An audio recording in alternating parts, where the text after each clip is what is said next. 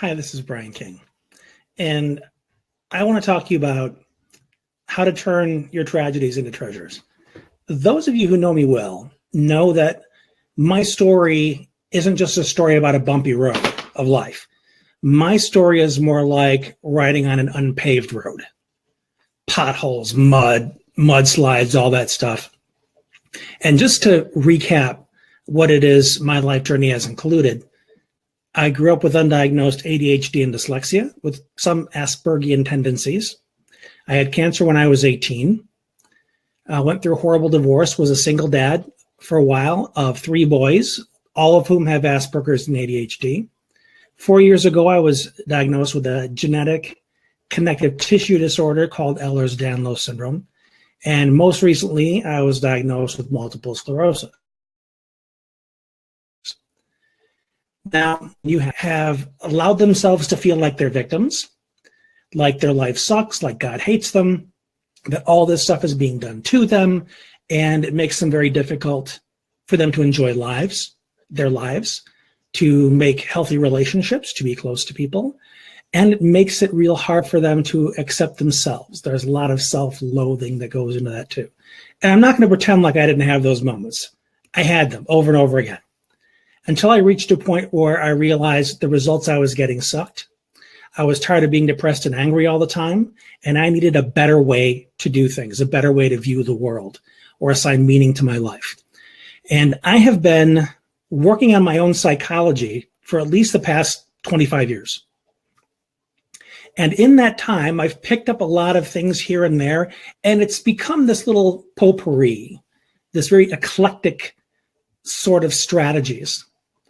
And what I was able to extract from that is something that I surprisingly have never taught anyone, not even my clients. I don't even know why it didn't come up, but I'm going to teach it to you right now.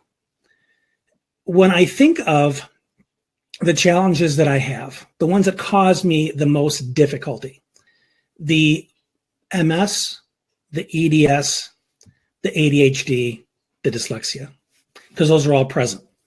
What I've learned to do is refer to them as my 4 teachers, as though I am in class. I'm in some kind of university where the sole purpose of those teachers, of my relationship with them, is to equip me with the knowledge and skills that I require to be resilient, resourceful, focused.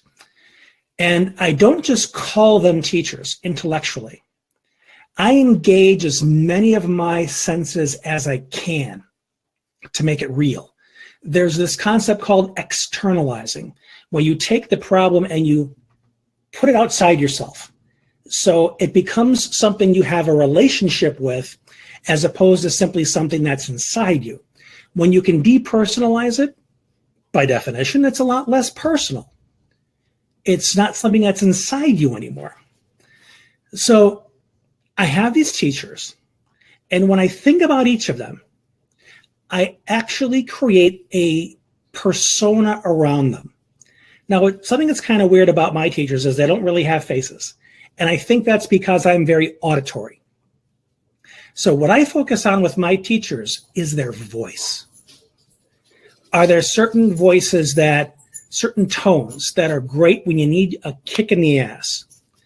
Are there certain voice tones that are better when you just need some comforting?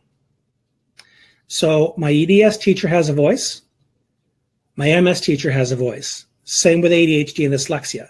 Because they're teachers, they are there with a specific purpose to educate me, not to punish me, not to make my life suck, not to rob me of opportunities, none of that crap. They teach me to empower me. So even on my worst days, like a couple of weeks ago, I was bedridden for several days because of an MS treatment. So one of the things that I did for myself is I had a lot of conversations when I went to private meetings with my MS teacher.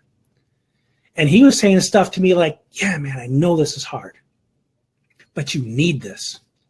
This is going to grow you. You suck at self-care, and this is one of the times where you're just going to have to shut up and rest and let your body heal and see what it can teach you. That's the ultimate takeaway from anything that happens to me.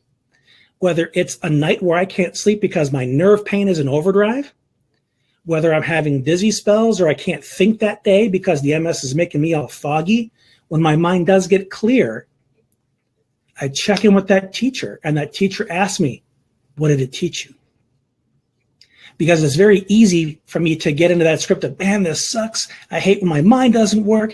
I wish I could think straight. This really makes me nervous. What if it gets worse? And sometimes my mind does start going down that path. It's kind of part of our id, or our primitive way of thinking. Tend to get a little catastrophic around the dangers or the discomforts. But then I remember that that's not my story. My story isn't that I'm a victim, that I'm being punished. My story is that we're teachers that are there specifically to educate me. And that's why all this stuff happens. It's never because I'm being punished. It's never because, karma, I did something bad and I deserve all this. None of that crap. It's whatever is happening. If it's the dyslexia, if it's the ADHD, whatever it is, I look to that teacher and I will say things like, man, this is sucky today. I just can't get my thoughts together. The other day I went out to breakfast with my wife, and I looked at the menu to order breakfast, and it was kind of early, and I had a hard time deciding because my brain was still foggy. It wasn't awake yet. And I even said, man, my brain isn't getting gear yet. So I remembered what I had ordered the last time, and that's just what I went with.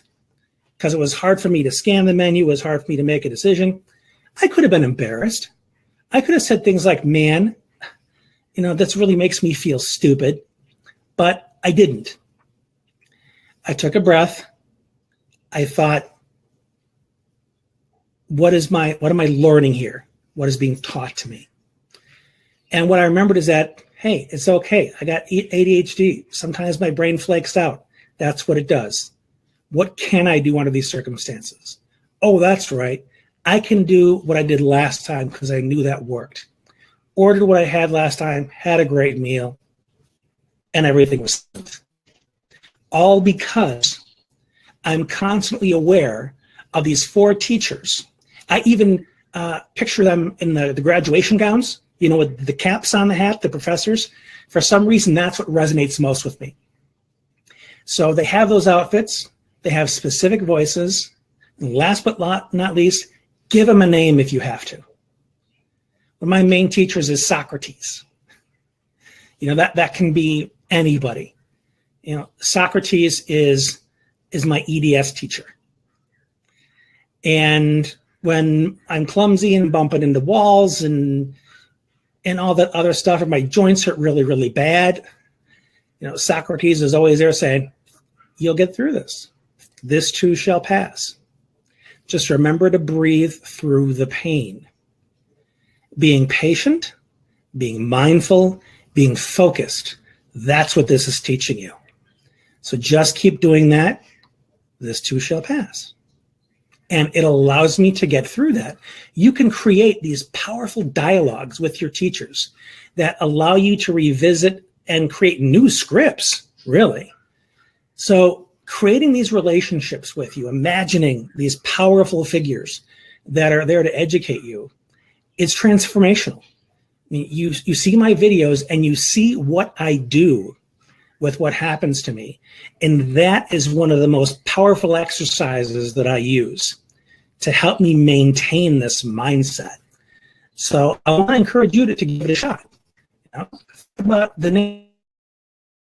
names, I prefer, historical figures for mine, and it has changed my life tremendously.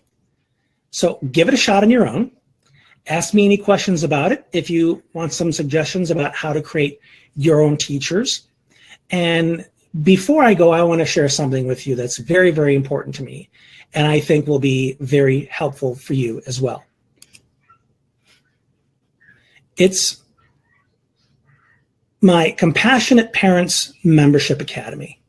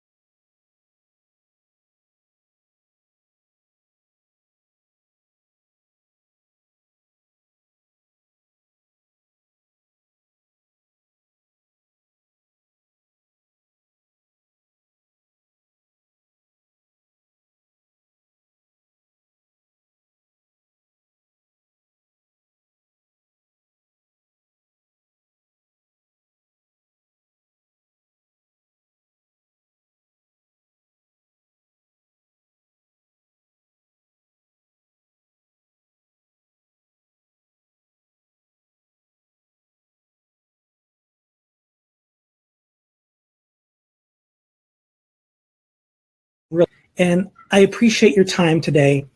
It means a lot that you watch my videos and share them and continue to get value. So thank you for your time. This has been Brian. We'll talk again soon.